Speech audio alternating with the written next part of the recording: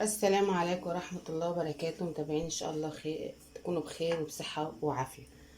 معايا النهاردة هعمل صينية كوسة. ادي معايا بصل مفروم زي ما انتوا شايفينه كده، ومعايا صينية بطاطس عشان عندي اللي بيحب بطاطس وحد اللي بيحب البطاطس زي ما انتوا شايفين حلقات هنضيفها هنا بكل سهولة. مفيش اي احسن من كده. طبعا معانا قرن الفلفل ما تنسوش،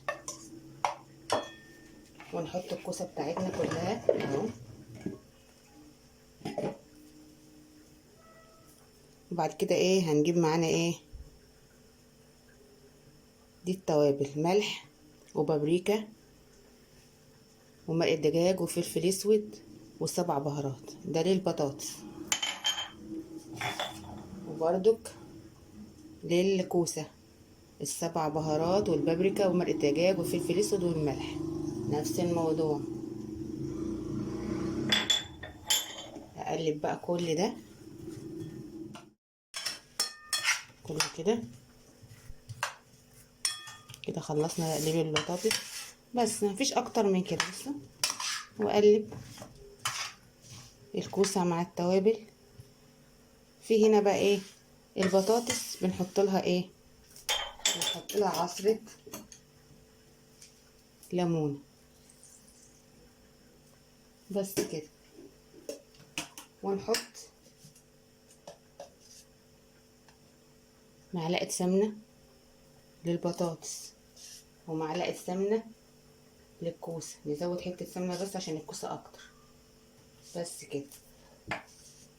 نحطها بقى على النار وارجع له.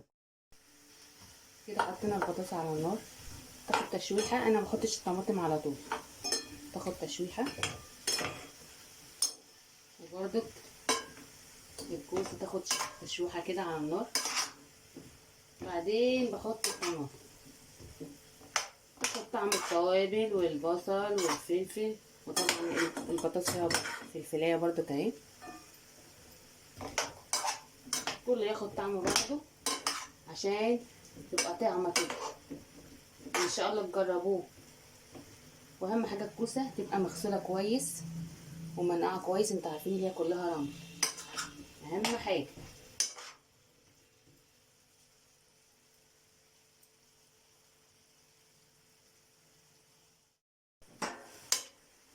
واهي محضره اهو. بصوا، فاكرين انا كنت محافظاها الطماطم. عندي شويه طماطم في التلاجة ضربتهم، والكوسه كانت عايزه طماطم. طلعت دي للكوسه، والحبه اللي انا ضربتهم هيبقوا للبطاطس.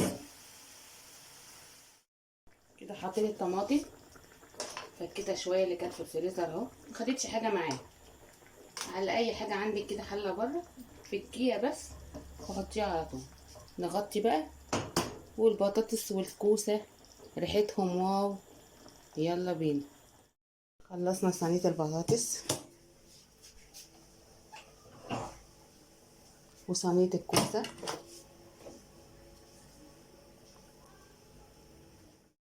صينيه البطاطس بصوا جمالها. بصوا،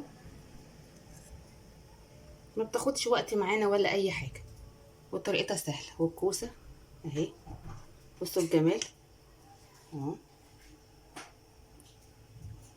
يلا اشتركوا بقى في القناه ودوسوا لايك وفعلوا زر الجرس. وما تنسوش تجربوا احلى صينيه كوسه واحلى صينيه بطاطس بالفراخ. طبعا بعد ما سقت الفراخ حطيتها على الكوسه والبطاطس. يلا، السلام عليكم.